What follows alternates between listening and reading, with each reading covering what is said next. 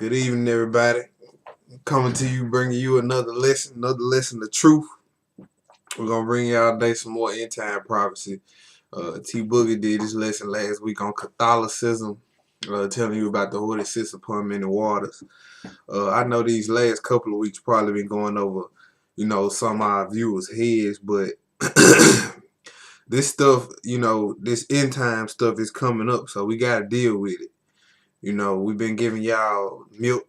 Now it's time to get y'all some meat, you know, uh, because it's winding down, and I was reading an article in the New York Times about this Euphrates River drying up. That's biblical prophecy. That's in Revelation, and they actually made a reference to that particular scripture in Revelation in this article about the Euphrates River drying up. It's saying that it's gonna dry up to uh, make a way for the kings of the east, which is Russia.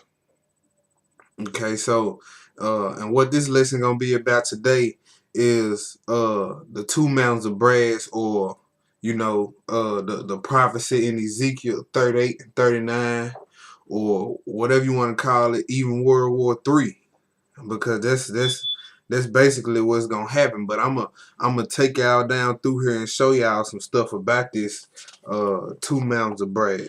Now, this two mountains of brass is gonna include uh uh uh the European Economic Community, which is west, and Russia, which is the east. And if you've been paying attention to Vladimir Putin, he's slowly getting the Soviet Union back together. He has to get his house in order. That's prophecy. His army gonna consist of 200 million men. You know what I'm saying? And all this is centered around Israel. That's why if you don't get Israel right in the Bible, you probably gonna get all of the end time prophecy wrong. Matter of fact, you are gonna get it wrong. There's no probability to it. But I just wanna start this lesson off, in Zechariah 1. I'm gonna start this lesson off in Zechariah 1. And we're gonna pick it up in verse 7. Zechariah 1. And we're gonna pick this up in verse 7. Zechariah 1 and verse 7. And I read, upon the 4th and 20th day of the 11th month, which is the month Sebat, in the 2nd year of Darius, came the word of the Lord unto Zechariah, the son of Berechiah, the son of Edo the prophet, saying, I saw by night, and behold, a man riding upon a red horse, and he stood among the myrtle trees that were in the bottom. And behind him were there red horses speckled and white. Then I said, O my Lord, what are these? And the angel that talked with me said unto me, I will show thee what these be. And the man that stood among the myrtle trees answered and said, These are they whom the Lord hath sent to walk to and from through the earth. And they answered the angel of the Lord that stood among the myrtle trees and said, We have walked to and fro through the earth, and behold, all the earth sitteth still and is at rest. Then the angel of the Lord answered and said, O Lord of hosts, how long wilt thou not have mercy on Jerusalem and on the cities of Judah, against which thou hast had indignation these 60 years? Now, right here, it's talking about 4 horsemen, which is 4 angels that the Lord sent to walk the earth. And as long as these 4 angels are walking the earth is at peace. But we gonna read later on in the lesson where the Lord tell these 4 angels to stop, and all you know what is gonna break loose. But I just want to point that out to you, and just to show you that this is why all the man hadn't killed itself yet, because these 4 angels are walking this earth right now as we speak, keeping the earth at peace. So let's go to Jeremiah. Let's start getting into this lesson now. Let's really start getting into this lesson. Let's go to Jeremiah. Jeremiah chapter 25.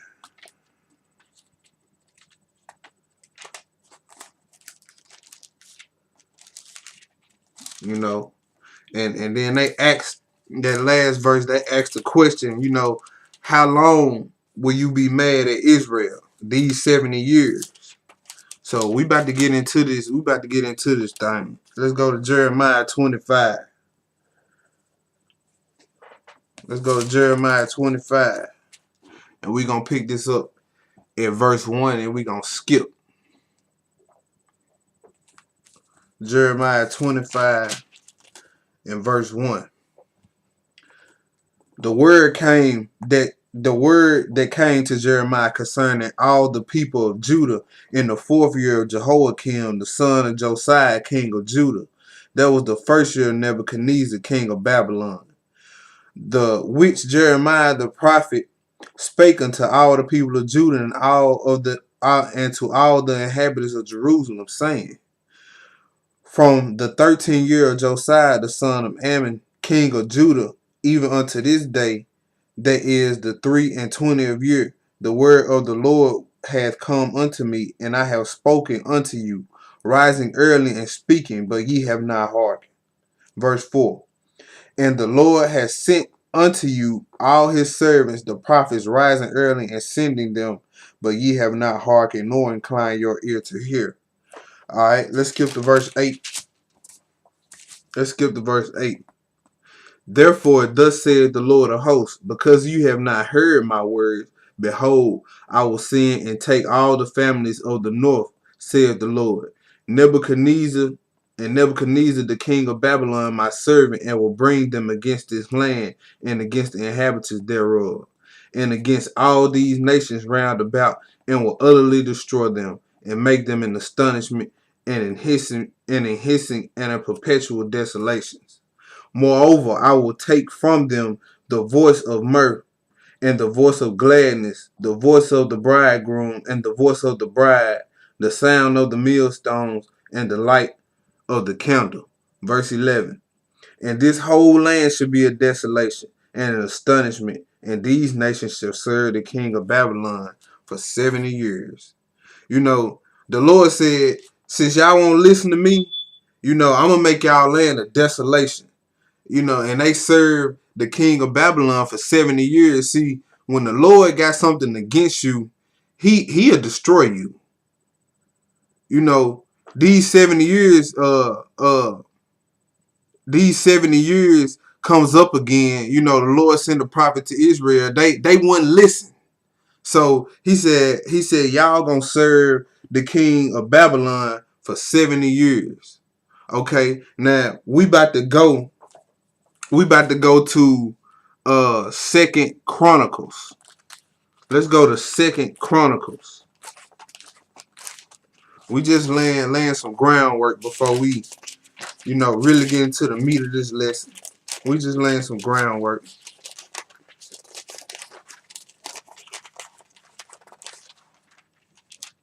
Let's go to 2nd Chronicles 36.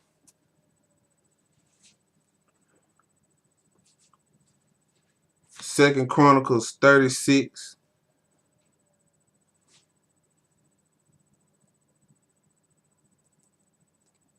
And we're going to pick it up at verse 11. 2nd Chronicles 36 and verse 11.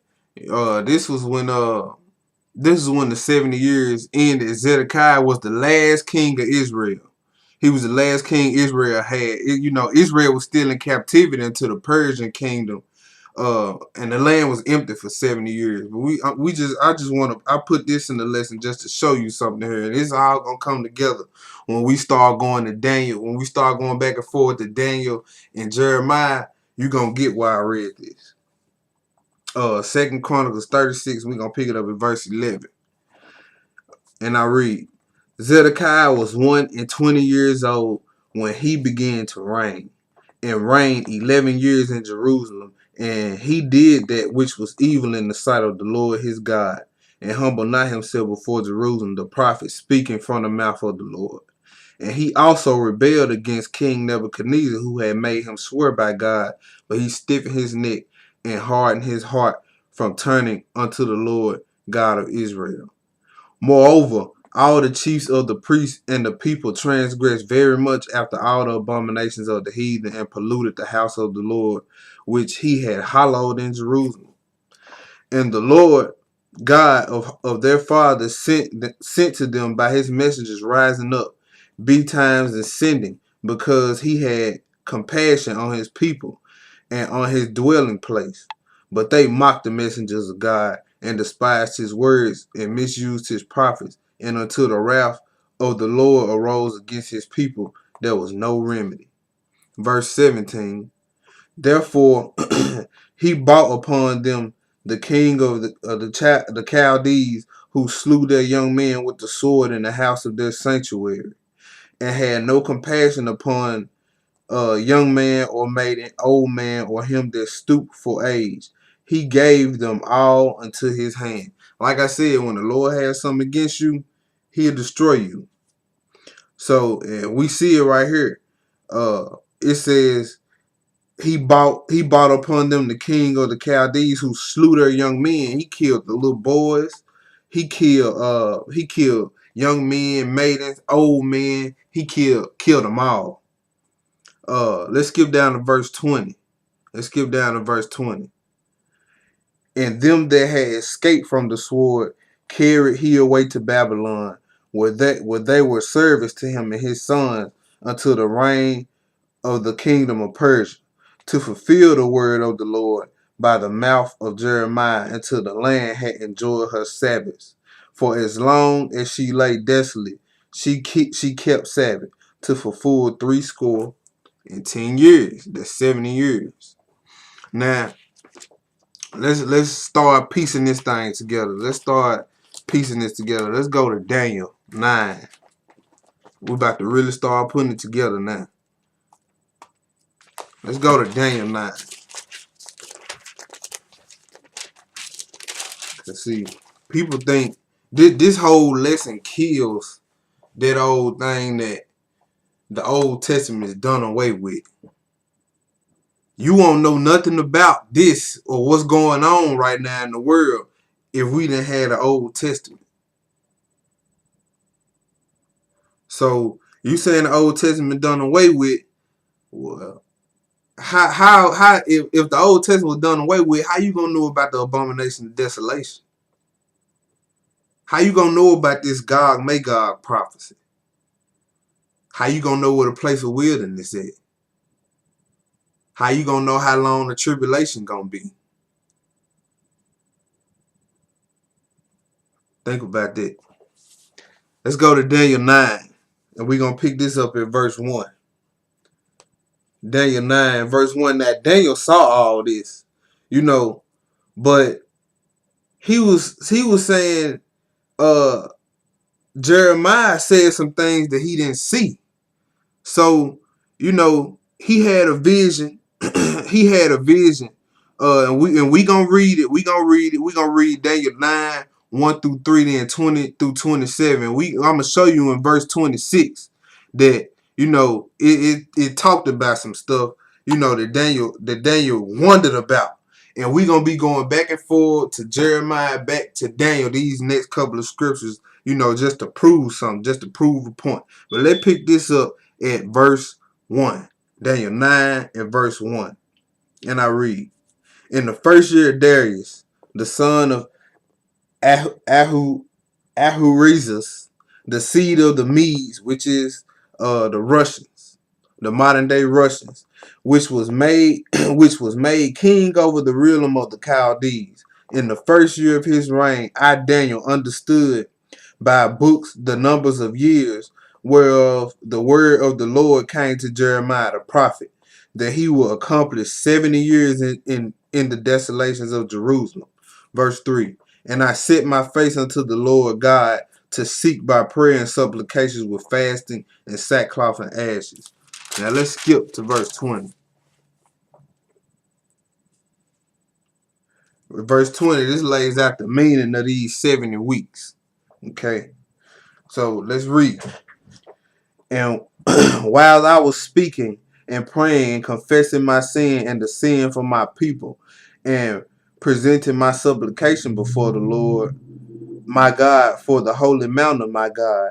Yeah, while I was speaking in prayer, even the man Gabriel, whom I had seen in the vision at the beginning, uh, being caused to fly swiftly, touched me about the time of the evening oblation, and he informed me.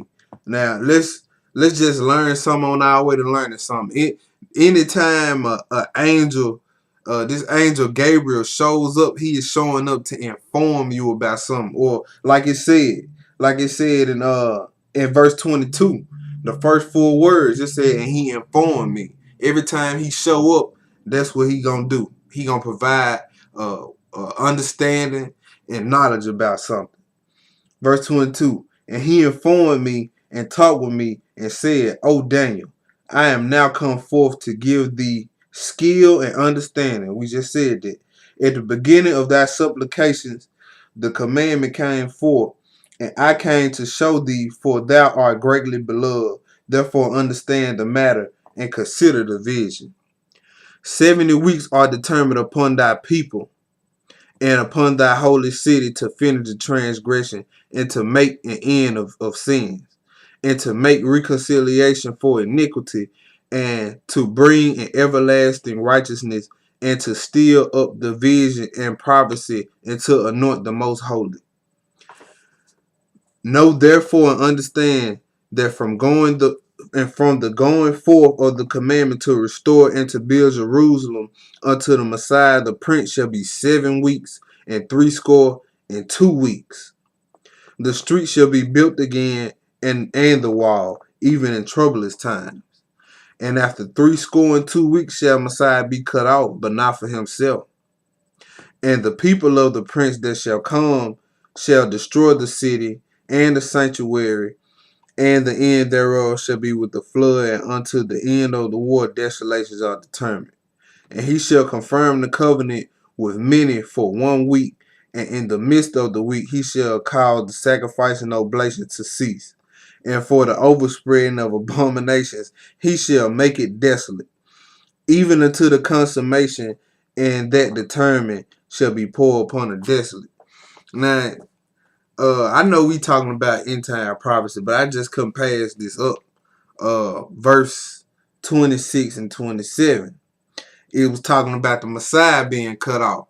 You know, people saying you don't need the Old Testament. Well, you know, Daniel knew about Jesus coming into the flesh. And right here he said he's going to be cut off one in the midst of the week. So that kills, he died on Good Friday. And it says sacrifices, animal sacrifices, and oblations to cease. So he died on the cross. It was the ultimate sacrifice. So that killed the animal, the sacrificial law. Okay, now let's go to Jeremiah. Let's go to Jeremiah.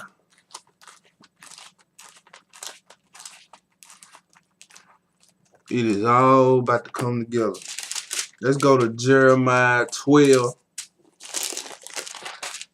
Jeremiah 25. We're going to pick it up at verse 12. I'm sorry. Jeremiah 25 and verse 12.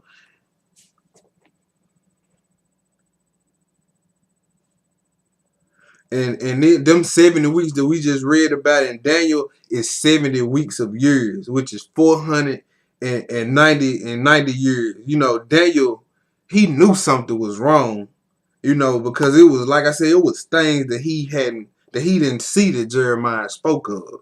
And we about to really get into that. We about to be switching from Daniel to Jeremiah these next 4 or 5 chapter scriptures. So let's pick this up at Jeremiah 25 and verse 12. Jeremiah 25 and verse 12. 25 and verse 12. And I read, and it shall come to pass when 70 years are accomplished that I will punish the king of Babylon and that nation, saith the Lord, for their iniquity in the land of the Chaldeans, and will make it a perpetual desolation. I will bring upon that land all my words which I have pronounced against it, even all that is written in this book, which Jeremiah had prophesied against all the nations. For many nations and great kings shall serve themselves of them also, and I will recompense them according to their deeds and according to the works of their own hands. Okay. Now, Daniel saw Babylon come to an end, but not how Jeremiah said it was gonna come to an end. That means there's more to this thing, and we about to search this thing out. Okay, so let's go back to Daniel. Let's go back to Daniel. This time we going back to Daniel chapter 5. We going back to Daniel chapter 5.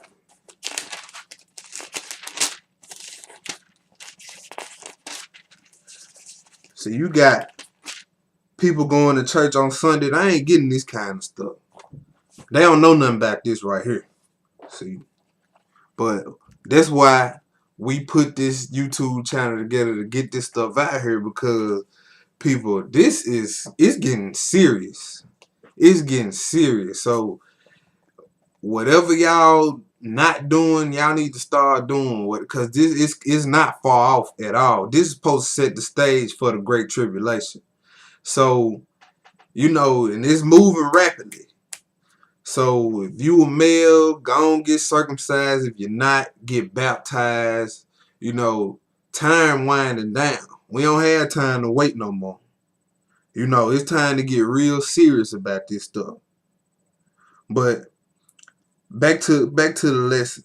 Let's go Daniel 5. We're gonna pick this up at verse 1. We pick this up at verse 1. Daniel 5 and verse 1. This story of the Bible always tripped me out right here. It's probably scared the living daylights out of this King Belshazzar. God always used dramatics to get people attention, like he did here. We about to read it. Let's pick it up at verse 1.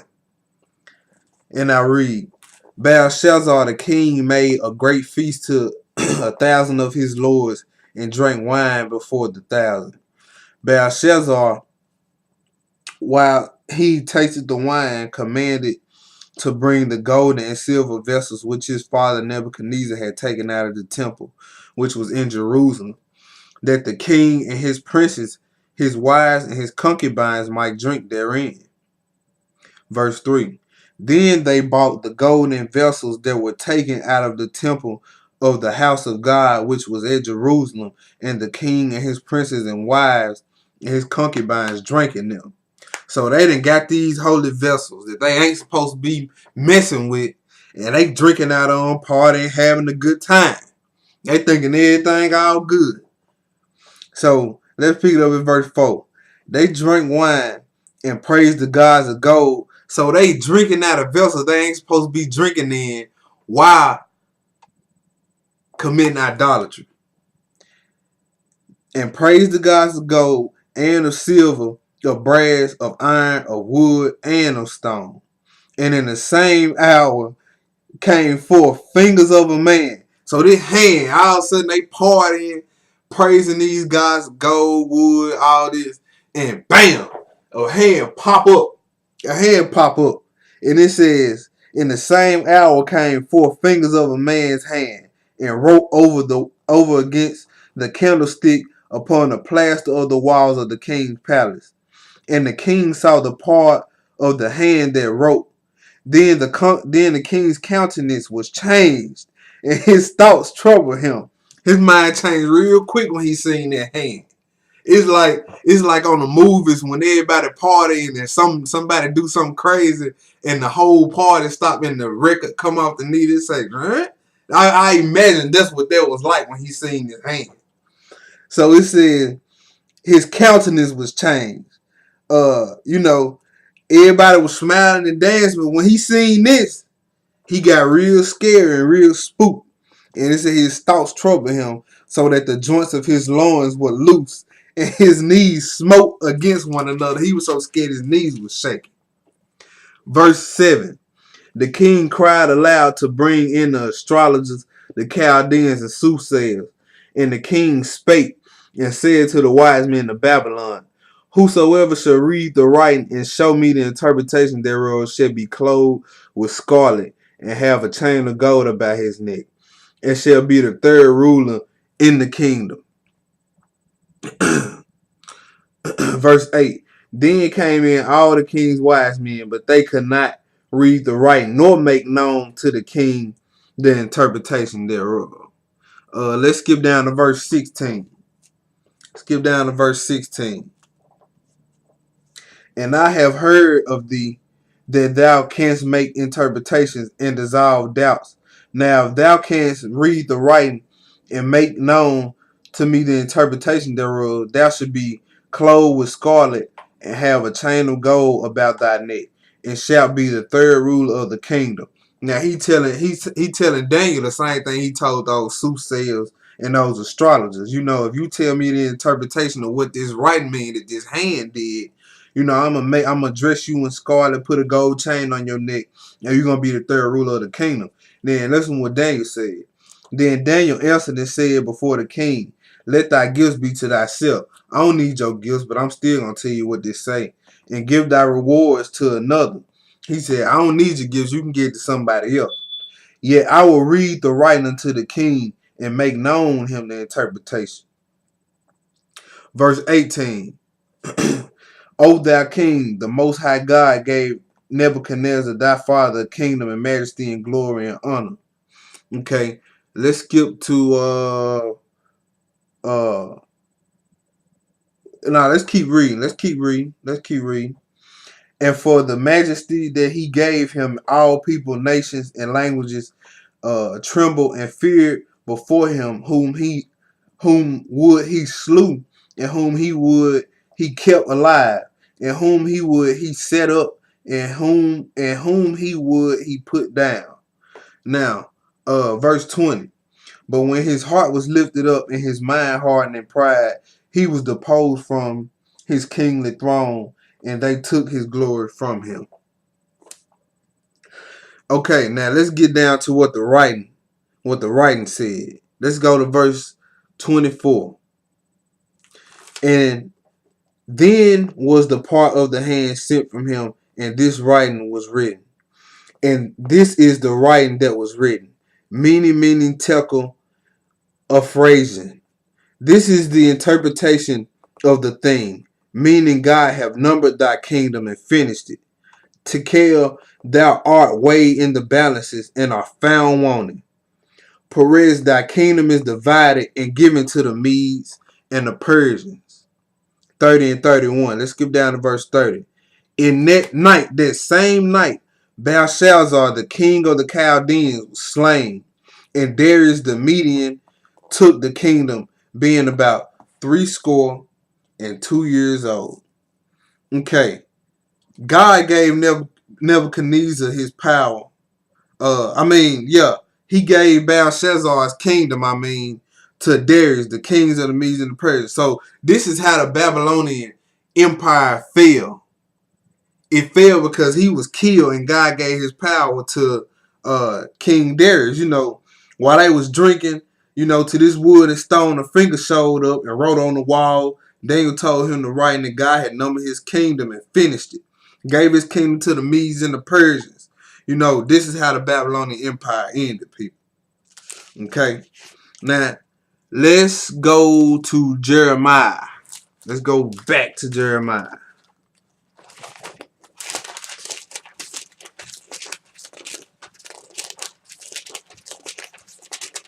Let's go to Jeremiah 50.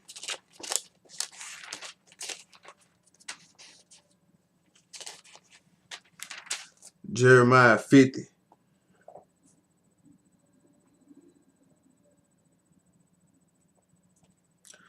Jeremiah 50. And we're going to pick this up at verse 1. Jeremiah 50. And we're going to pick it up at verse 1. And I read. The word that the Lord spake against Babylon and against the land of Chaldeans by Jeremiah the prophet. Declare ye among the nations and publish and set up a standard. Publish and conceal not. Say Babylon is taken. Baal is confused. Merodach is broken in pieces. Her idols are confounded. Her images are broken in pieces. Verse 3. For out of the north there cometh up a nation against her, which shall make her land desolate, and none shall dwell therein. They shall remove, they shall depart, both man and beast. In those days and in that time, said the Lord, the children of Israel shall come. They and the children of Judah together, going and weeping, they shall go and seek the Lord their God. They shall ask the way to Zion with their faces, saying, Come and let us join ourselves to the Lord in a perpetual covenant that shall not be forgotten. My people have been lost sheep. Their shepherds have caused them to go astray. They have turned them away on the mountains. They have gone from mount to hill. They have forgotten their resting place. All that found them have devoured them. And their adversary said, We offend not, because they have sinned against the Lord, the habitation of justice, even the Lord, the hope of their fathers. Remove out of the midst of Babylon and go forth out of the land of the Chaldeans, and be as the he goats before the flocks.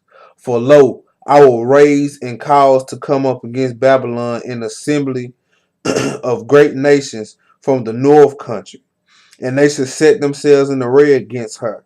From thence she shall be taken, the arrows shall be as of mighty expert men, none shall return in vain. Verse 10. And Chaldea shall be a spoil, all that spoil her shall be satisfied, saith the Lord. Now, this ain't referring to the Babylonian Empire. This is referring to Babylon the Great. This is what this is talking about. Okay? Let's skip down to verse 16. Let's skip down to verse 16. Cut off the sword from Babylon, and him that handleth the sickle in the time of harvest. For fear of the oppressing sword, they shall turn everyone to his people, and they shall flee everyone to his own land. Israel is a scattered sheep. The lions have driven him away. First the king of Assyria have devoured him, and last this Nebuchadnezzar king of Babylon have broken his bones. Therefore thus saith the Lord of hosts, the God of Israel, Behold, I will punish the king of Babylon and his land as I have punished the king of Assyria. Skip over all the way to verse 41. 41. Skip over to verse 41.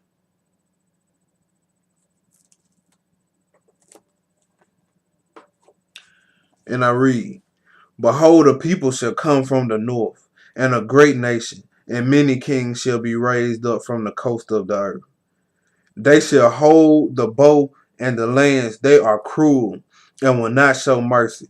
Their voice shall roar like the sea, and they shall ride upon horses, every one put in array, like a man to the battle against thee, O daughter of Babylon. Skip to verse 46. At the noise of the taking of Babylon, the earth is moved, and the cry is heard among the nations. Now, Daniel read all of this right here. What we just finished read. He read all this. You know, Darius took over, as we read. Darius took over Babylon, but the north was burned or destroyed. This is referring to the future Babylon. You know, the north and coast of the earth is Russia and all his allies. So this is what this talking about. When it kept referring to north, that's who it's talking about. It's talking about Russia and all its allies. And this is referring to Babylon the Great. So now that we getting a clear understanding of this, let's go to Revelation. Because see, modern day Babylon is made up of 10 nations. And when we post this video, I got a link that I want to go with the video that's going to show you, you know, these 10 nations. Russia and all this ally. Let's go to Revelation. Yeah, let's go to Revelation 17. Revelation 17.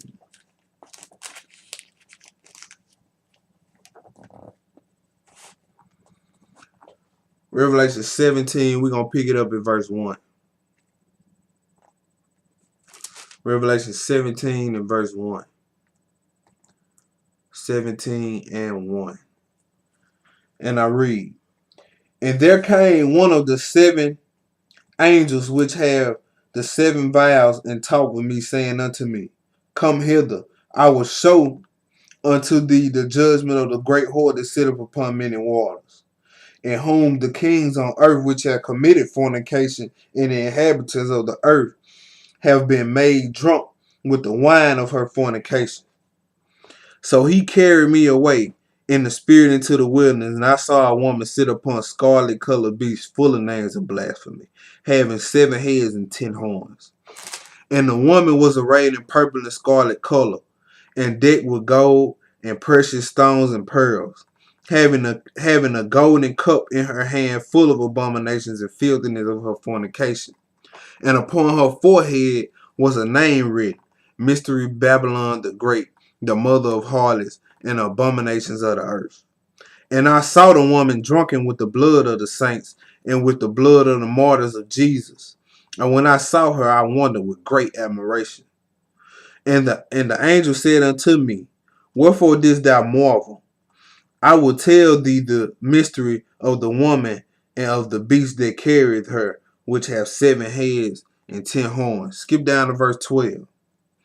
The 10 horns which thou sawest are 10 kings, which have received no kingdom as of yet, but receive power as kings 1 hour with the beast. These have one mind, and shall give their power and strength unto the beast. Verse 14. These shall make war with the Lamb, and the Lamb shall overcome them, for he is the Lord of lords, King of kings, and they that are with him are called, chosen, and faithful. Verse 15. He said unto me, The waters which thou sawest, where the horse sitteth, are peoples and multitudes and nations of tongues. The whore that sits upon many waters, you know, it says she was decked with stones and pearls and all this scarlet color. You know, Obama just went over not too long, you know what I'm saying, to pay homage to the Pope, kiss the rings. You know, like I said, the 10 horns equal to 10 kings. Okay. This is the Babylon to come. You know, I don't want to get the next verse away. Let's I don't want to get a lesson away. I'm getting ahead of myself. I'm sorry about that. Let's go to Jeremiah. I was about to get a lesson away. Y'all probably gonna cut it out too. Say, oh, okay, this is it. Oh, okay. Let me stop. Let's go back to Jeremiah 51. Let's go to Jeremiah 51. Let's go to Jeremiah 51. I kind of set this lesson up in a way where I didn't want to tell y'all too much in between reading the scriptures, because I was going to give too much of it away. And I know how I get. Once I start talking, I will be up here all night. So let's go to Jeremiah 51. And we're going to pick it up at verse 1. Jeremiah 51. And we're going to pick it up at verse 1. And I read, Thus saith the Lord, Behold, I will raise up against Babylon and against them that dwell in the midst of them that rise up against me a destroying wind, and will send unto Babylon fanners that shall fan her and shall empty her land. For in the day of trouble they shall be against her round about. Okay, verse 6. Verse 6. Flee out of the midst of Babylon and deliver every man his soul. Be not cut off in her iniquity, for this is the time of the Lord's vengeance. Whose vengeance? The Lord's vengeance. And you don't want to see his vengeance. He will render unto her a recompense. Babylon have been a golden cup in the Lord's hand, that he made all earth drunken. We just read that. Y'all see how this thing coming together now? The nations have drunken of her wine, therefore the nations are mad. Babylon is suddenly fallen and destroyed. Howl for her. Take balm for her pain. If so, she may be healed. We will have healed Babylon, but she is not healed. Forsake her, and let us go, everyone into his own country, for her judgment reacheth unto heaven, and is lifted up even to the skies. Let's skip down to verse 11. And we're going to read through verse 13. Make bright the arrows, gather the shields. The Lord have raised up the spirit of the kings of the Medes. Talking about the Russians. See, like I said, this is going to be against Babylon the Great, which is the EEC, and Russia. You see what verse 11 said here? It says, make bright the arrows. He means clean and sharp the arrows. Take the shields of armor. He said, gather the shields of armor. The Lord have raised up the spirit of the kings of the Medes. For his device is against Babylon to destroy it, because it is the vengeance of the Lord, the vengeance of his temple. Verse 12. Set up the standard upon the walls of Babylon. Make the watch strong. Set up the watchmen. Prepare the ambushes. For the Lord have both devised and done that which he spake against the inhabitants of Babylon. O thou that dwellest upon many waters, abundant in treasures, thine end is come, in the measure of thy covetousness. Y'all see this? We just read it in Revelation 17 about this whore, about this Babylon the Great. You know, and it said, you who dwell on many waters, rich in treasures, you about to be ended. Your end is come. And the line measuring your life is cut. So let's go to Revelation 18 now. Let's go to Revelation 18. We just rightfully dividing the scriptures. No, these nations gonna be against her. These nations, like you said, these nations that was drunk, they gonna wake up and they gonna be mad because they been fooled.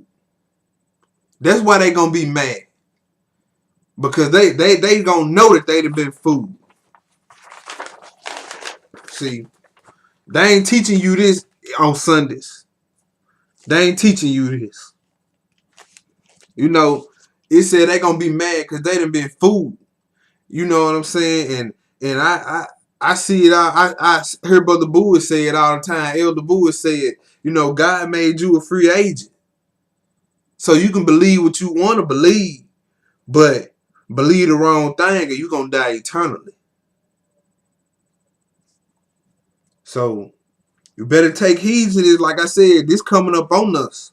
This ain't far off at all. So you need to get, like I said, get circumcised, get baptized, do what you got to do. Keep these commandments.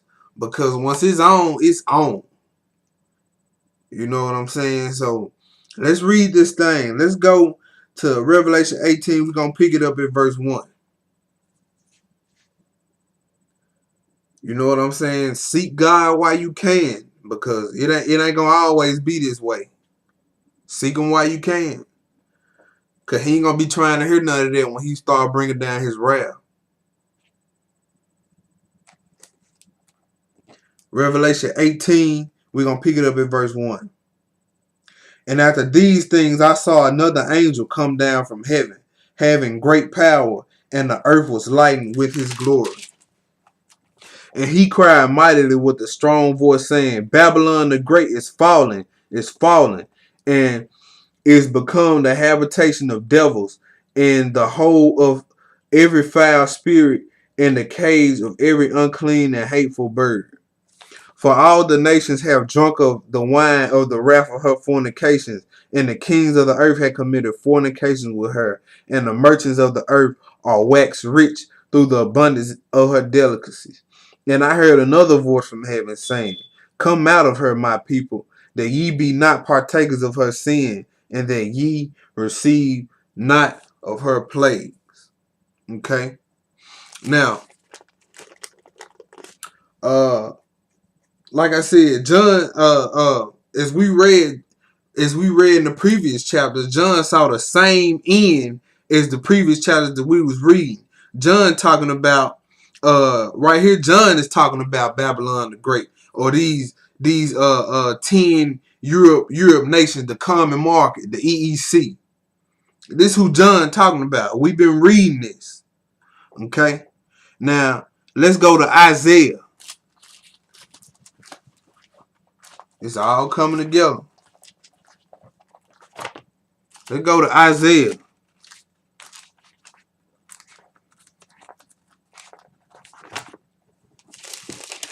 Isaiah 13.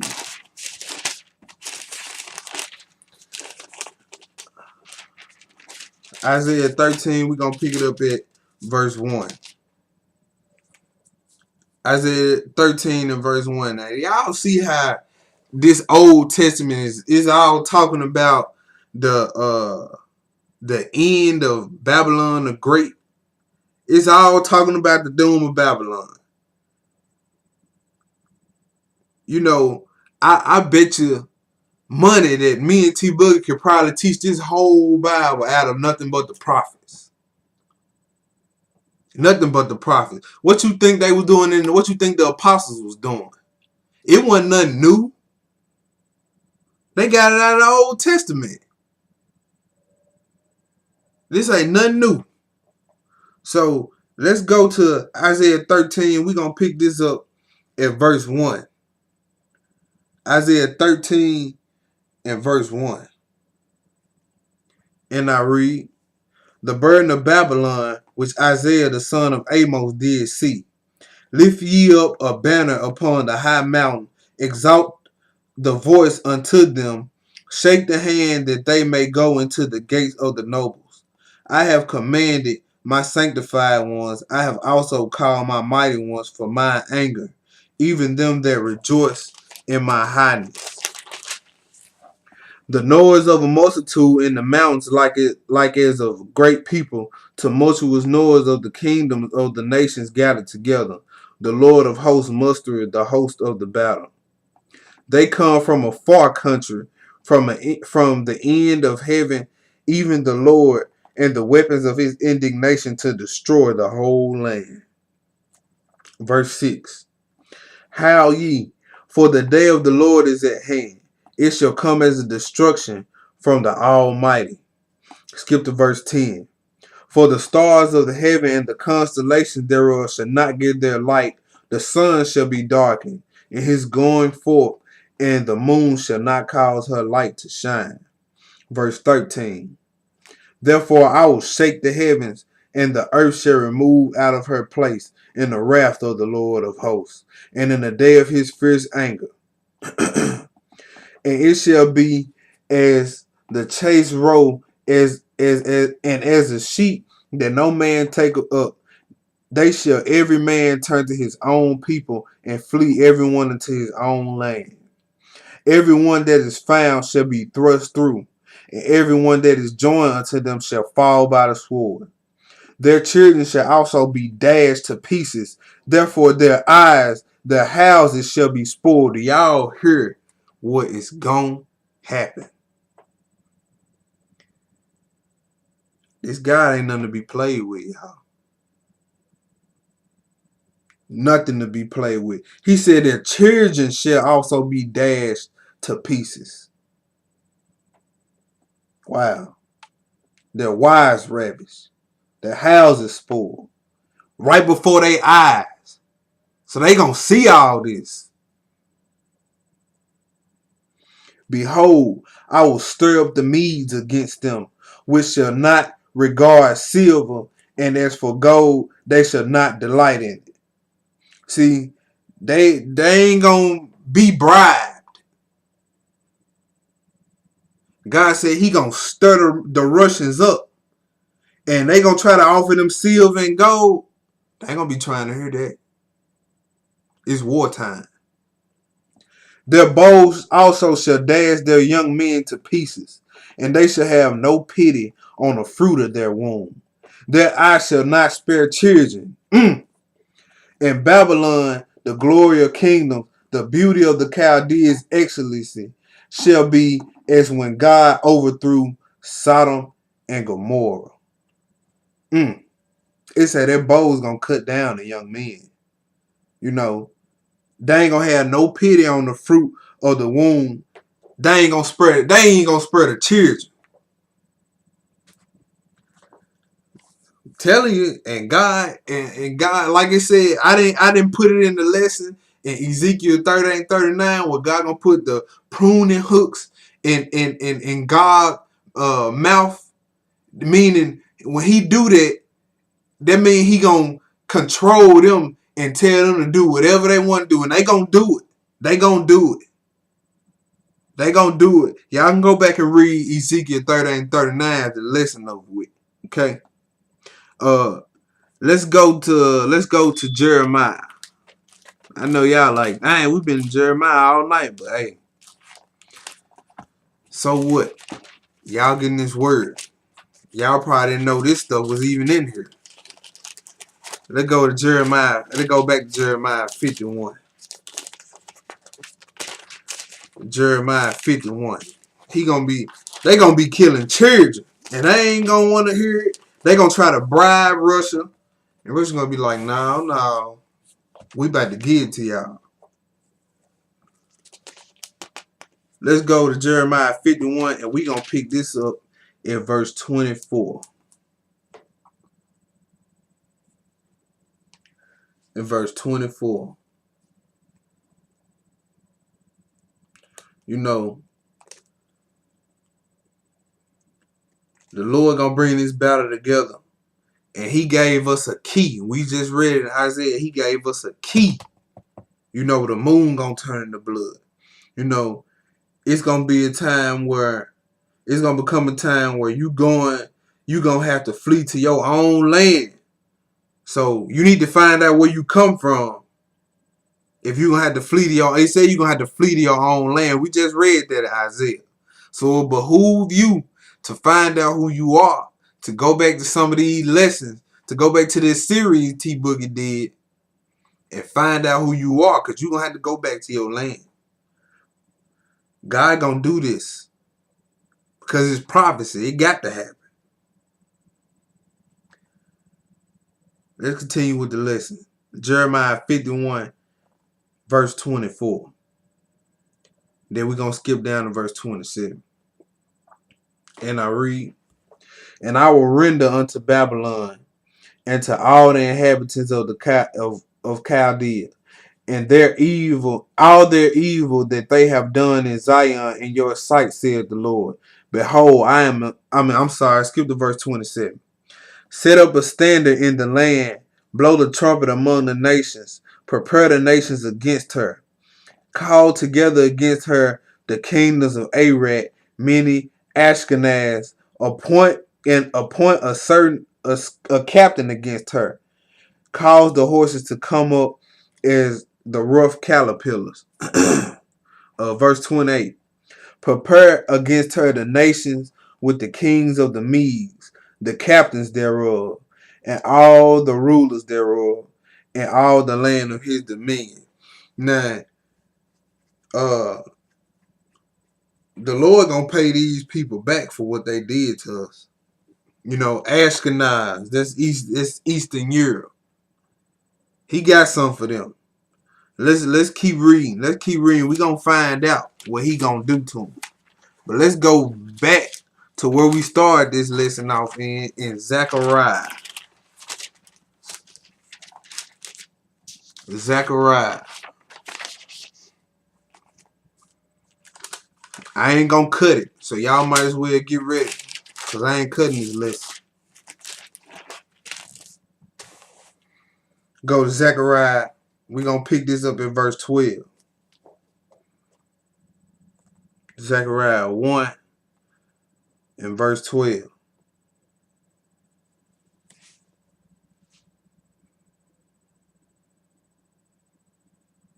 Okay.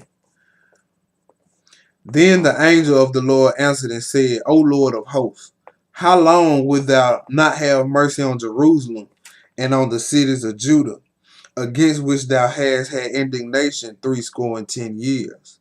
And the Lord answered the angel and talked with me with good words and comfortable words. This another thing. I just wanted this ain't got nothing to do with the lesson, but I hate hearing this. I hate hearing this old tradition of saying you shouldn't question God. You shouldn't question God. Well, why not? If you want to know something, you ask a question. I ain't just ask him a question. They say you don't question God like he gonna strike you down if you answer him a question. Like this God is so uh stuck up that we can't even ask him a question. But it is saying this book, come let us reason together. But anyway, verse 14. I just had to throw that out. It bugs me a lot. So the angel that consumed me, communed with me, said unto me, cry thou saying, thus saith the Lord of hosts, I am jealous for Jerusalem and for Zion with a great jealousy. Verse 15. I am very sore displeased with them, with the heathen that are at ease. For I was but a little displeased, and they helped for the affliction. Verse 18. Well, I'm gonna stop right there. Let's reread verse 14 and 15. So the angel that communed with me said unto me, cry thou, saying, thus saith the Lord of hosts, I am jealous for Jerusalem, and for Zion with a great jealousy. And I am very sore displeased with the heathen that are at ease.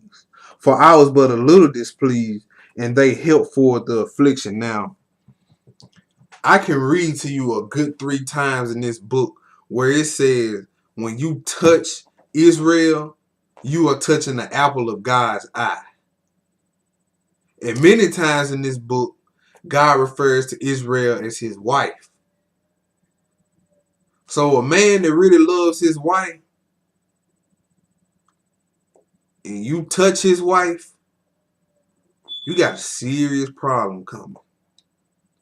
And see, he's saying he gonna get them because, you know, they did more than what he told them to do. But let's read verse 18. Let's read verse 18 and 19. Then I lifted up my eyes and saw, and behold, 4 horns. And I said unto the angel that talked with me, what be these? And he answered me, these are the horns which have scattered Judah, Israel, and Jerusalem. Okay. All right. Now, let's go to Daniel.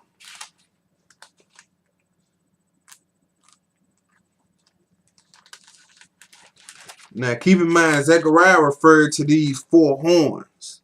He talking about these 4 horns.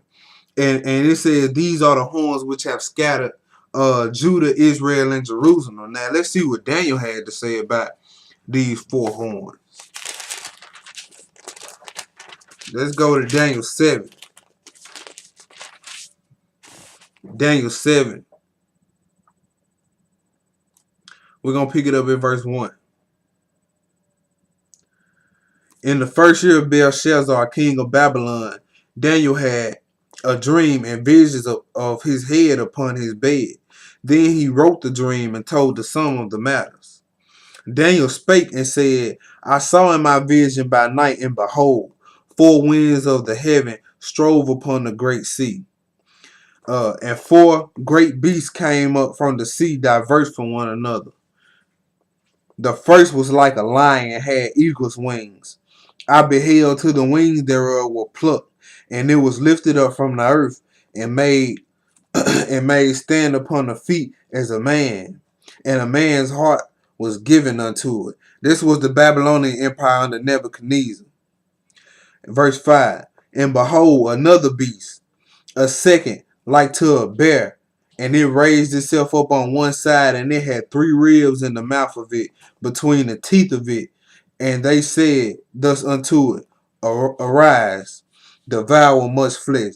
This was the Medo-Persian Empire. Verse 6. After this I beheld, and lo, another like a leopard, which had upon the back of it 4 wings of a fowl. The beast had also 4 heads, and dominion was given to it. This was the Grecian Empire of Alexander the Great right here. And the beast had 4 heads. These was Alexander's generals and his successors. Verse 7. After this I saw in the night visions, and behold, a 4th beast, dreadful and terrible, and strong exceedingly. And it had great iron teeth, and it devoured and brake in pieces, and stamped the residue with the feet of it. And it was diverse from all the beasts that were before it, and it had 10 horns. This is the Roman Empire. And them 10 horns symbolizing those 10 kings that we read about. Now, Zechariah referred to them as 4 horns. Daniel had a dream of 4 beasts, but this all talking about the same thing. And these 4 winds is 4 Gentile nations. Same thing Zechariah was talking about. Now let's go back to Zechariah.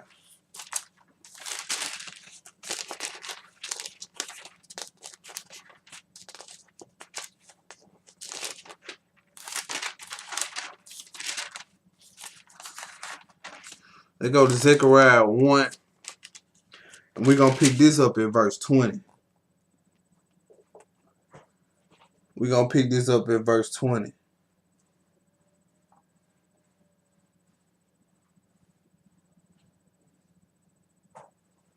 And I read, and the Lord showed me 4 carpenters. Then I said, what come these to do? And he spake, saying, these are the horns which have scattered Judah, so that no man did lift up his head. But these are come to fray them, to cast out the horns of the Gentiles, which lifted up their horn over the land of Judah to scatter it. Okay. Now, let's go to Revelation. Revelation 6. Revelation 6. We're going to pick it up in verse 12. Revelation 6 and verse 12.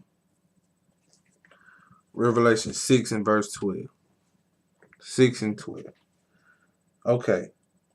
And I beheld when he had opened the 6th seal, and lo, there was a great earthquake, and the sun became black as sackcloth of hair, and the moon became as blood. We read this earlier in a different scripture.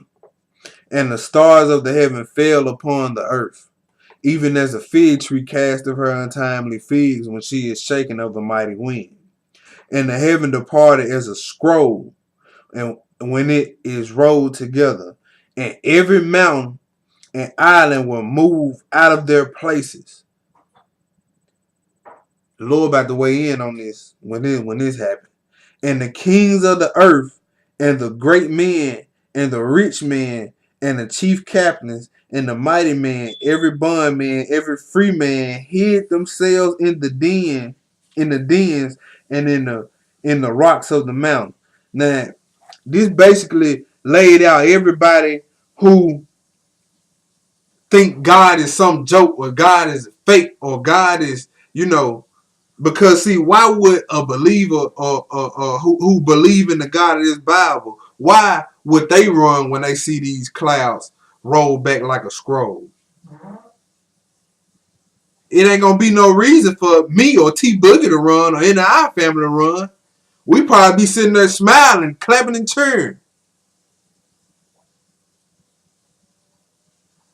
These people gonna be so scared when they see this, they're gonna be telling the mountains and rocks to fall on them and kill them. And he said to the mountains and rocks, fall on us and hide us from the face of him that sitteth on the throne, and from the wrath of the Lamb. See, they know, they gonna know that God is real then. For the great day of his wrath is come, and who shall be able to stand? Nobody. I can tell you there right now. Let's go to flip right over to Revelation 7. Revelation 7. And I was reading on the internet today. You know, I was just seeing how other people teach this lesson that I'm teaching. And they trying to say when God sealed his 144,000 up, that's the rapture. That is garbage. That is garbage.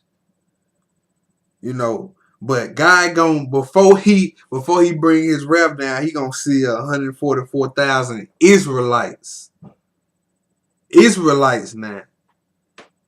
Not nobody else.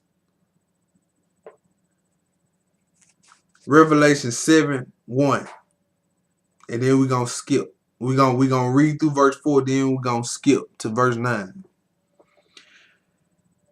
After these things I saw 4 angels standing on the 4 corners of the earth, holding the 4 winds of the earth, that the wind should not blow on the earth. Remember, I told y'all earlier that those four angels is walking the earth and holding the earth at peace.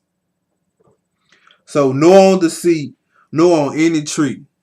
And I saw another angel ascending from the east, having the seal of the living God. And he cried with a loud voice to the 4 angels to whom it was given to hurt the earth and the sea, saying, hurt not the earth, neither the sea nor the trees, till we have sealed the servants of the God in their foreheads. And I heard the number of them which were sealed, and they were sealed 144,000 of all the tribes of the children of Israel. See, this the part that these heathen Gentile preachers leave out when they talking about the rapture. That this the rapture. All these people that he gonna seal up, the 144,000, is all Israelites from all 12 tribes. I ain't put this in lesson, but let's go down and read.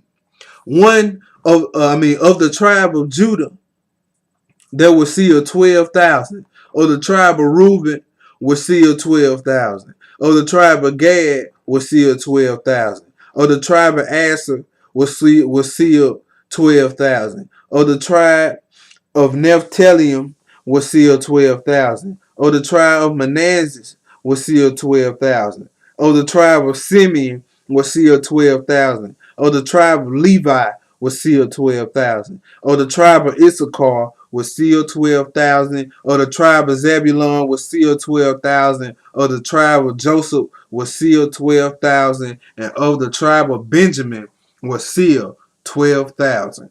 Verse 9. After this I beheld, and lo, a great multitude which no man could number, all nations and kindreds and peoples and tongues, stood before the throne, before the Lamb, clothed with white robes and palms in their hands. Okay, like I said, this 44,000 is gonna be sealed before God bring down his wrath on this earth. And it said his slain gonna be many. So I hate to not be, one of those people, man. I mean, hey, if you get caught up in this thing, you just get caught up in this thing. You better seek them while you can. Because like I said, it ain't going to always be this way.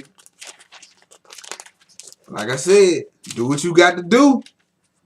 You keeping the commandments, you doing all this, and you ain't got baptized yet, you better go and get baptized. Don't be waiting. Because like I said, this ain't far off. This is not far off at all.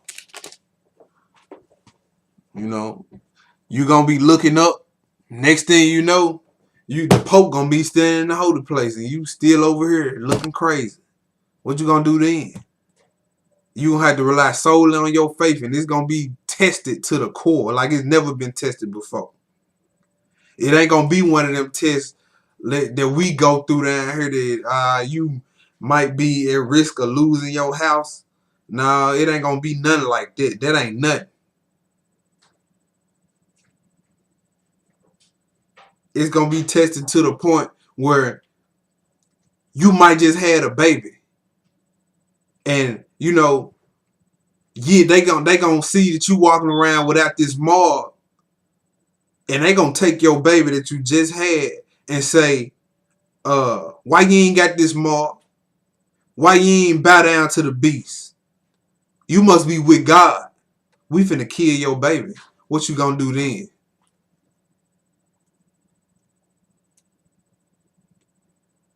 Or how about they get your whole family, move y'all to concentration camps and starve y'all and torture y'all?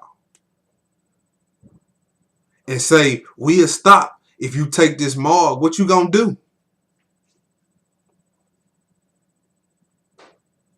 Or how about you got this money, you got all this money during this great tribulation, and you can't buy a pack of gum because you ain't got that mark? Are you gonna say, well, I was hungry, God, I understand? No, because when you take that mark, you are finished.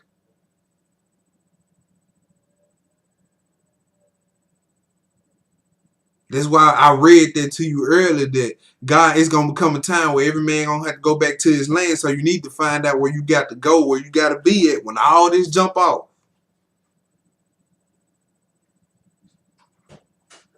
Let's go to Zechariah 6.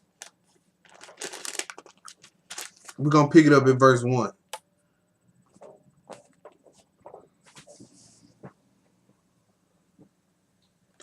Zechariah 6 in verse 1. And I read, and I turned and lifted up mine eyes and looked, and behold, there came 4 chariots from between the 2 mountains, and the mountains were mountains of brass. In the first chariot were red horses, in the second chariot black horses, and in the third chariot white horses, and in the fourth chariot gristle and bay horses. Then I answered and said unto the angel that talked with me, what are these, my Lord? Verse 5. And the angel answered and said unto me, these are the 4 spirits of the heavens which go forth from standing before the Lord of all the earth. The black horses which are therein go forth into the north country, and the white go forth after them, and the gristle go forth toward the south country. And the bay went forth and sought to go that they might walk to and fro from the earth. And he said, get you hence, walk to and fro the earth. So they walked to and fro through the earth. Then cried he upon me and spake unto me, saying, these that go toward the north country have quieted my spirit in the north country. Now these talking about the mountains of brass. The 4 horsemen are the same one John was talking about. Okay, but we finna read some more about this thing in these next couple of scriptures. Let's go back to Revelation. I know we're doing a lot of reversing here and there, going back and forth. But hey, this is just the way the lesson was put together. So deal with it. Or cut the channel off. I don't care. Revelation 9 and 13. We're going to pick it up at verse 13. Revelation 9 and verse 13. And the 6th angel sounded, and I heard a voice from the 4 horns of the golden altar which is before God, saying to the 6th angel which had the trumpet, loose the 4 angels which are bound the great river Euphrates. And the 4 angels were loose, which were prepared for an hour and a day, and a month and a year, for to slay the 3rd part of men. And the number of the army of the horsemen were 200,000. That is 200 million men. And I heard the number of them. And thus I saw the horses in the vision, and them that sat on them having breastplates of fire, and Jankin and brimstone, and the heads of the horses were as heads of lions, and out of their mouths issued fire, smoke, and brimstone. Now, John, he didn't know that these were he knew that these was weapons, but he didn't know how to describe them. But he describing, all these bombs and guns that's gonna be going on while all this is happening. So he explained it the best way he knew how. By these three was a third part of men killed. A third part of men is gonna be killed. Okay? By the fire and by the smoke and by the brimstone which issue out of their mouths. That was the end of that part right there. So a third part of men gonna be killed. While all this is going on, it's gonna be nuclear weapons, of course, guns, everything. Okay, let's go to Revelation 16. We got a couple of more scriptures left.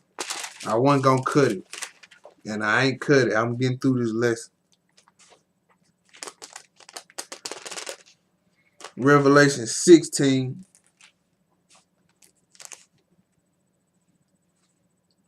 The Lord, well, we was talking about those 4 angels that's holding this earth at peace. What we just read is when the Lord gonna let them 4 angels loose. And the Euphrates River that's drying up right now is gonna separate East and Western Europe, and a third part of men is gonna be killed. Y'all see how this is all coming together. The river drying up, and it's gonna separate East and Western Europe. So you think you still by now you should realize that, hey, this is happening fast. Yeah, it is. That's why I couldn't put this lesson on hold for another week. I could not put this lesson on hold for another week. And y'all gonna be getting some more meat these next couple of weeks. But let's go to Revelation 16 and pick it up at verse 12. Revelation 16, and we're going to pick this up at verse 12. Revelation 16 and 12. And the 6th angel poured out his vial upon the great river Euphrates, and the water thereof was dried up. Didn't we talk about this before the lesson started? That the way of the kings of the east might be prepared. Who are the kings of the east? The kings of the east is the Soviet Union, Russia, Poland, China, Czechoslovakia, and other nations. Kings of the east. And I saw 3 unclean spirits like frogs come out of the mouth of the dragon, and out of the mouth of the beast, and out of the mouth of the false prophet. For they are the spirit of devils, working miracles, which go unto the kings of the earth and of the whole world, to gather them to the battle of the great day of God Almighty. Behold, I come as a thief. Blessed is he that watcheth and keepeth his garment, lest he walk naked and they see his shame. And he gathered them together in a place called in the Hebrew tongue Armageddon. Now, this God is about to weigh in. This is God's battle right here, Armageddon. Okay, God. Now we was reading that, for a minute it sounded like that, God was on Russia's side to help destroy Babylon the Great.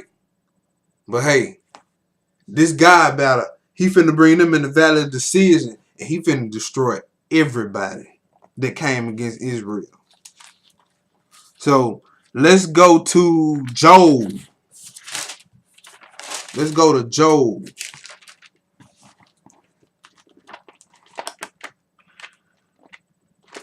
Let's go to Job. All this is centered around Israel. You take Israel at this Bible, you don't have no Bible.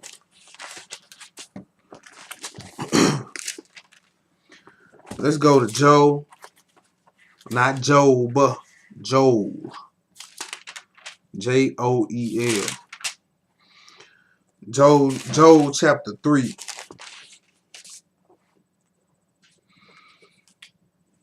Joel chapter 3. We're going to pick this up at verse 1. We're going to read 1 through 3. Then we're going to skip. Joel verse 1. And I read. For behold, in those days, and in that time, when I shall bring upon the captivity of Judah and Jerusalem, I will also gather all nations, all is absolute. I will gather all nations, and that's including Russia now. All nations that will bring them down into the valley of Jehoshaphat, and will plead with them there for my people, for my heritage Israel, whom they have scattered among the nations and parted my land.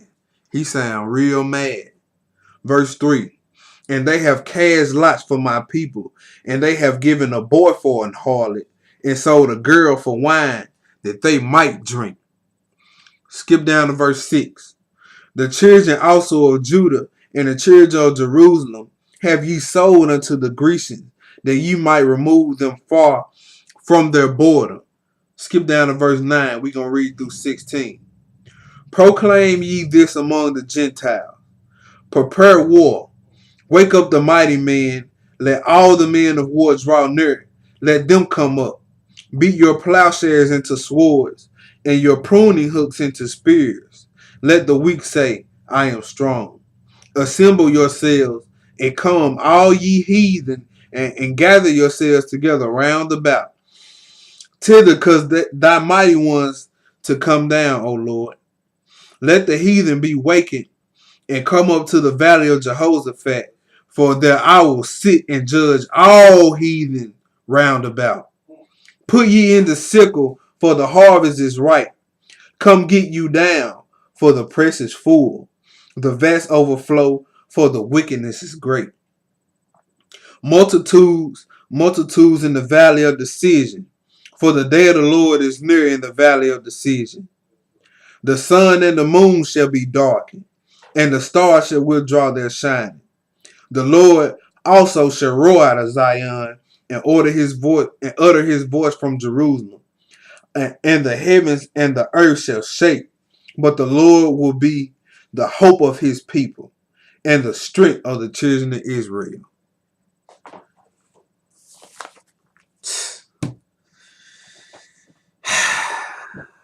Boy, this is going to be a beautiful thing. God going to weigh in on it. He going to bring them in the valley of Jehoshaphat, and he going to deal with them. But let's keep reading. Let's go back to Zechariah. Zechariah 12 and 1.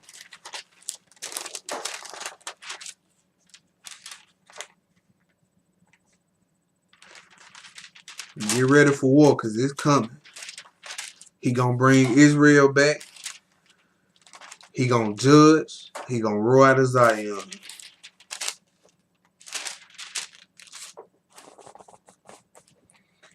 Zechariah 12 and 1. And we're going to skip, after we read verse 1, we're going to skip down to verse 9 and read through verse 12. And I read. The burden of the word of the Lord for Israel, saith the Lord, which stretched forth the heavens and layeth the foundations of the earth and formed the spirit of man within him. Verse 9. And it shall come to pass in that day that I will seek to destroy all nations that come against Jerusalem. And I will pour upon the house of David and upon the inhabitants of Jerusalem the spirit of grace and of supplications, and they shall look upon me whom they have pierced, and they shall mourn for him, as one mourning for his only son, and shall be in bitterness for him, as one that is in the bitterness for his firstborn. In that day shall there be a great mourning in Jerusalem, as the mourning of Hadanarimon in the valley of Megiddon.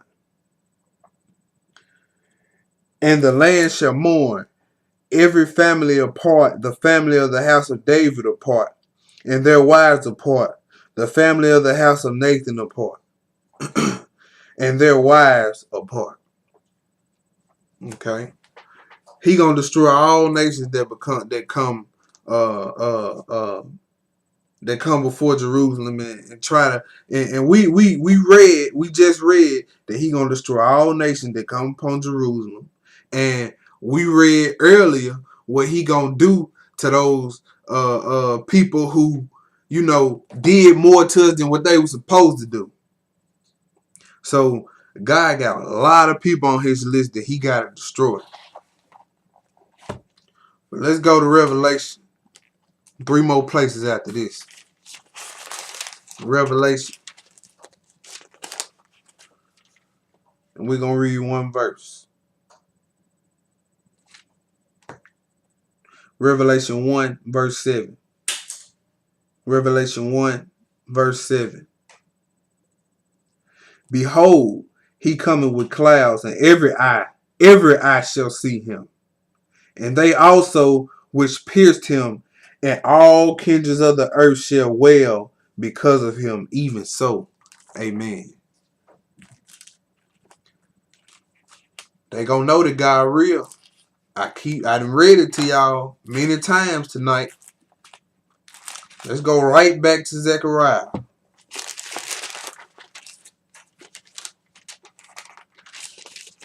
Zechariah 14 this time. The Old Testament done away with. I beg to differ. Zechariah 14. We're going to pick it up at verse 1. Zechariah 14, verse 1. Zechariah 14, verse 1. Behold, the day of the Lord cometh, and thy spoil shall be divided in the midst of thee. For I will gather all nations against Jerusalem to battle, and the city shall be taken, and the houses rifled, and the women ravished, and half of the city shall go forth into captivity, and the residue of the people shall not be cut off from the city. Then shall the Lord go forth and fight against those nations as when he fought in the day of battle.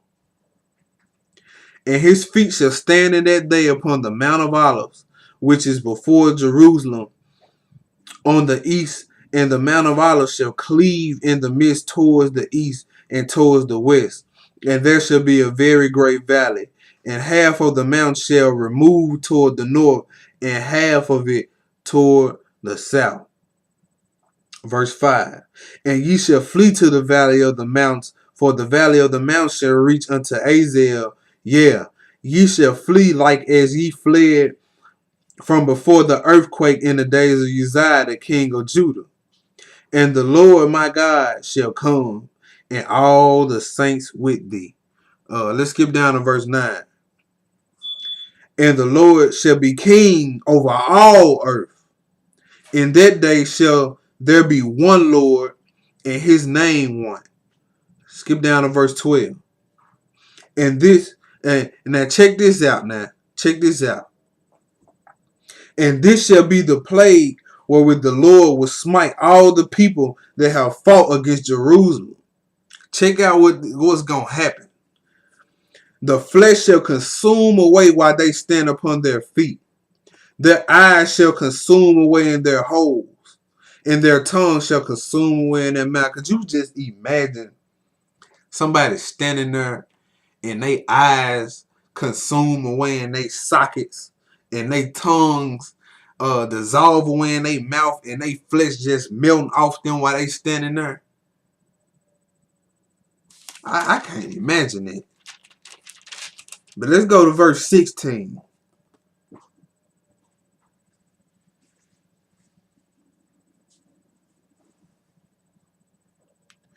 And it shall come to pass that everyone that is left of all the nations which came against Jerusalem shall even go up from year to year to worship the King, the Lord of hosts, and to keep the Feast of Tabernacles. And it shall be that whoso will not come up of all the families of the earth unto Jerusalem to worship the King, the Lord of hosts, even upon them shall be no rain. So you're going to have to come up year to year and keep the Feast of Tabernacles. Wherever you are, you're going to have to come to Jerusalem from year to year and, keep the Feast of Tabernacles and worship the King, the Lord of hosts. And if you don't, your land ain't going to get no rain. Okay? Let's go to Matthew.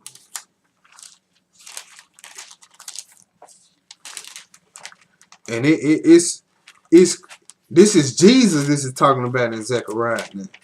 So, but I'm pretty sure we gonna visit this same scripture that I just read here in the next couple of weeks when we bring to you the lesson, Jesus, the unknown God. But let's go to Matthew verse 31 and 32.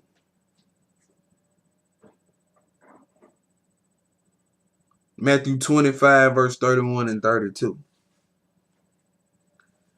And I read, when the Son of Man shall come in his glory, and all the holy angels with him, then shall he sit upon the throne of his glory. And before him shall be gathered all nations, and he shall separate them from one another, as a shepherd divideth his sheep from his goats. Let's keep reading. This one in lesson, but let's keep reading. And he shall set the sheep on his right hand, but the goats on the left. Then shall the king say unto him on his right hand, come ye blessed of my Father, inherit the kingdom prepared for you from the foundation of the world. Not the kingdom up in the sky and it's heaven. It says, come ye blessed of my Father, inherit the kingdom prepared for you from the foundation of the world. This kingdom gonna be on earth.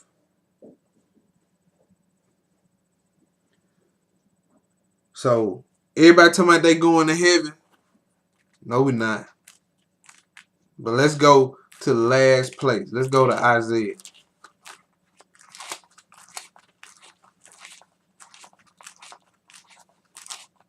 I ain't take up too much of y'all time.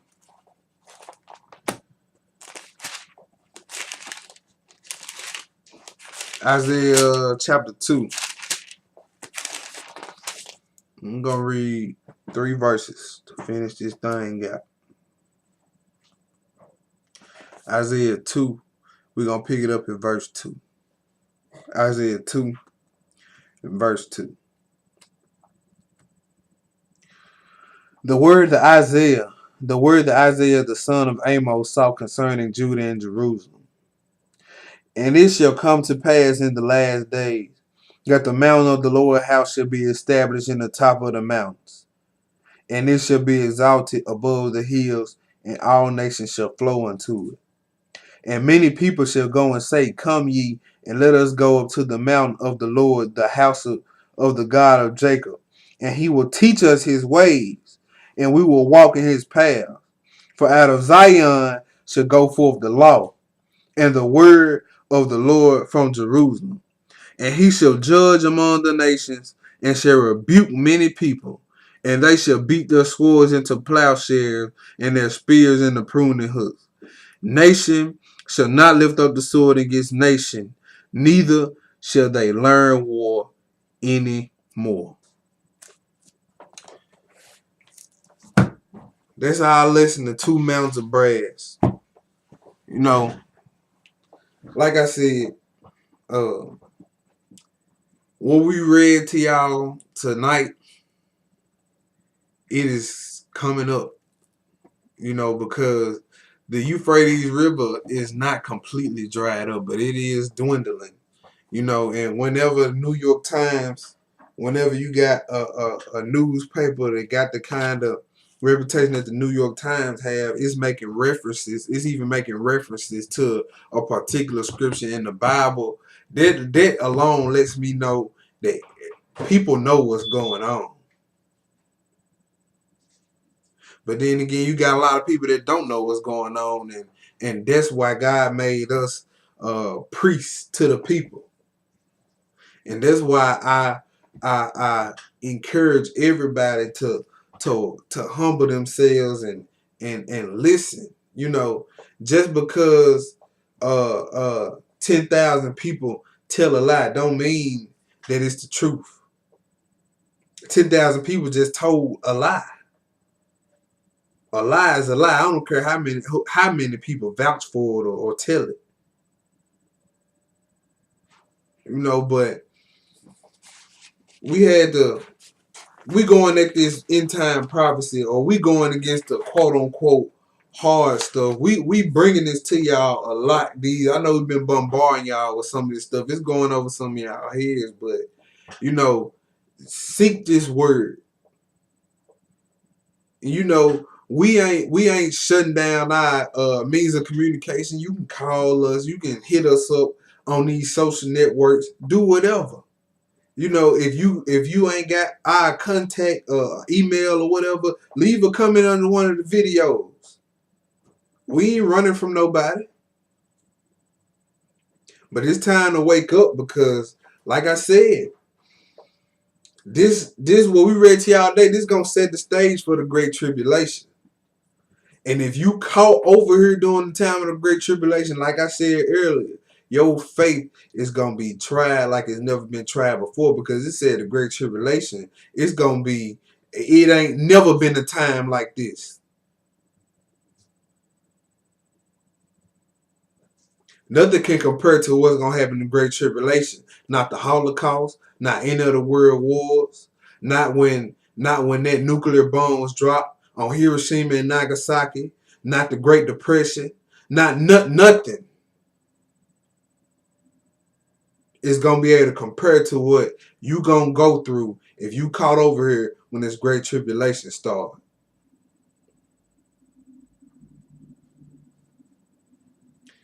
Everybody that's in the M-Town watching this lesson, come on out to the Israel of God Saturday at 1:30. You know, this every Saturday. I think this Sunday night we having a family movie night at 2:30. It's free. Bring your family down. You know, I'm gonna for sure invite some people. Come on down. You know, we know the usual church that you go to that's gonna pass around a collection plate, that's gonna charge you at the door for the movie night. You know, saying that we don't do all this, completely free. Come on down. And like I said, you know, this thing winding down. If you a man and you not circumcised, go and get circumcised. Y'all, please get baptized. Please get baptized. Please get baptized. And keep those commandments. You know, and when you hear something wrong, reprove and rebuke. You know what I'm saying? And we're going to be coming at y'all with some more meat. You know, we supposed to be bringing to y'all in the next couple of weeks, Jesus the unknown God, the baptism and circumcision, the four winds of heaven. You know, I'm ready to hear that lesson. And much more stuff. But like I said, man, just, you know, study to show thyself approved. Keep those commandments. Be circumcised, be baptized, and be blessed. You know, this your boy, the Young Lion. I love y'all, and I'm going to holler at y'all on the next go-round. Peace.